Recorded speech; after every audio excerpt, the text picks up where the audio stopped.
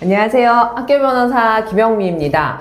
우리가 학교폭력이 발생하면 형사 고소를 하는 경우도 좀 비일비재하잖아요. 또 특히 성폭력 같은 경우는 무조건 신고 의무가 있기 때문에 학교의 신고로 또 형사사건화 되기도 하는데, 제가 오늘 그 여청수사팀의 팀장님을 모시고 이야기를 나눠보려고 합니다. 그런데 개인정보는 또 보호해 드려야 되기 때문에 소속은 말씀드리지 않고 인사만 나누도록 하겠습니다. 어서오세요. 너무 반가워요. 안녕하십니까. 반갑습니다. 네. 제가 예전에 피해자 사건, 성폭력 피해자 사건 하면서 그때 담당하셨던 수사관님이셨는데, 네. 그때 너무 수사를 치밀하고 꼼꼼하게 잘 해주셔가지고 제가 가끔 연락하면서 지내고 있습니다. 10년 되었죠. 네, 그러게요. 벌써 10년이 되었네요. 네. 여청수사팀은 어떤 업무를 담당하는 곳이에요? 여청수사팀에는 경찰청에서 2015년도에 성폭력, 아동학대, 가정폭력 이런 특수한 사건을 취급하게끔 만든 수사팀입니다.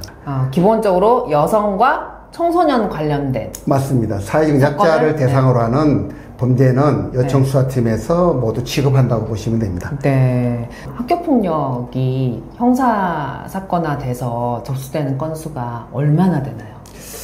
글쎄요, 뭐 전국 단위는 제가 잘 모르지만 경찰서 쪽에 오는 경우는 요즘 들어오는 건이 금품을 갈취한 건이 좀 많이 들어오고요.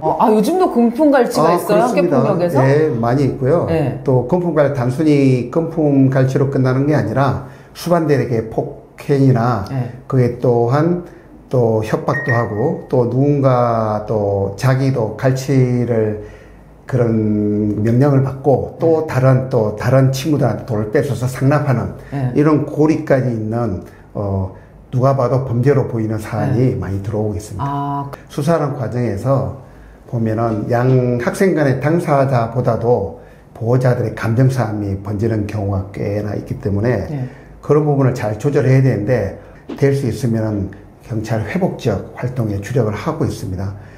가령 촉법소년의 경우에는 한 번 더 정말로 잘못했다고 그러면 잘못을 반성하는 기회도 주고 또 하해도 시키고 이런 절차를 진행하고, 수사도 그런 게 따라서 종결하는 걸로 가고 있습니다.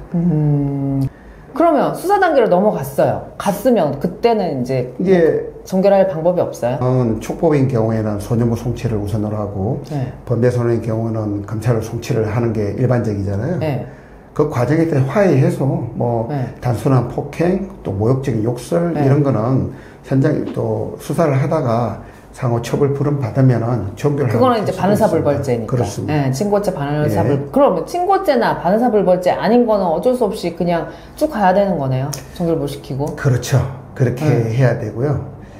그러면 우리가 경찰서에 고소장 접수하고 뭔가 경찰 단계에서 결과가 나올 때까지 보통 어느 정도 시간이 걸려요? 보통의 경우 꼭 학교 폭력이라 해서 오래 걸리고 늦게 걸리는 게 아니라 접수되면은 보통 기한은 2달 내지 석 달을 보는데요.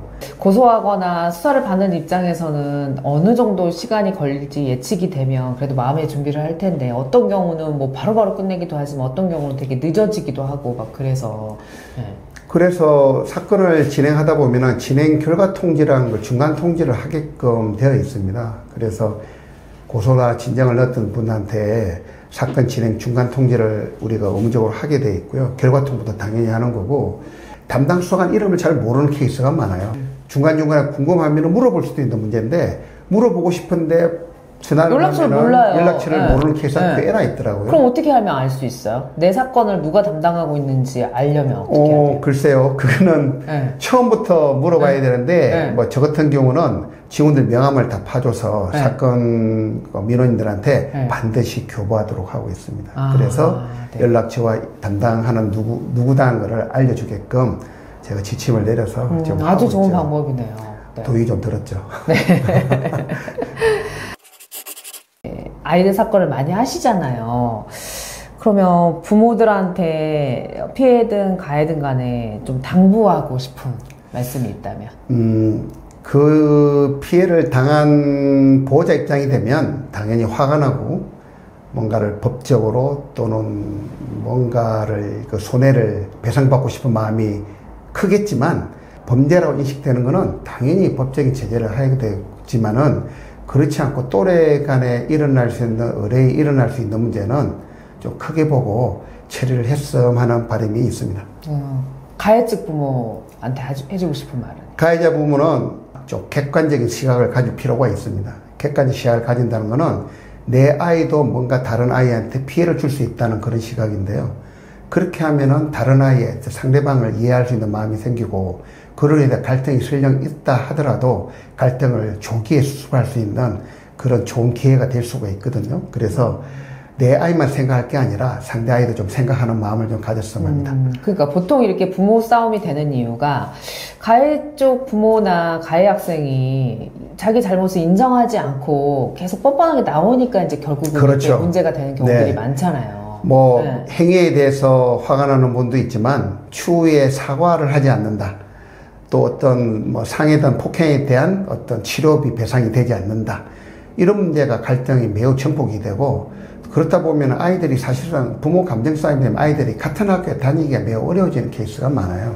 또 그로 인해서 가해 학생도 상처를 받고 피해 학생도 더더욱 상처를 받고 이런 게 악순환이 반복되기 때문에 잘잘못에 대해서 따지는 주되 아이들이 크게 상처받지 않는 방향으로 갔으면 하는 바람입니다. 다시 말해서 경찰 단계까지 와서 조사를 받거나 그리 안 해도 보호자들끼리 만나서 잘 될 수 있는 방안이 있다면 그 방향이 옳다고 생각합니다. 오늘은 경찰 단계에서 어떻게 처리되는지에 대해서 궁금한 부분을 알아봤는데요. 학교폭력에 대해서 궁금한 점이 있으면 저 학교변호사 김영미를 찾아주세요. 오늘 저희 채널에 나와주셔서 너무 감사합니다. 감사합니다.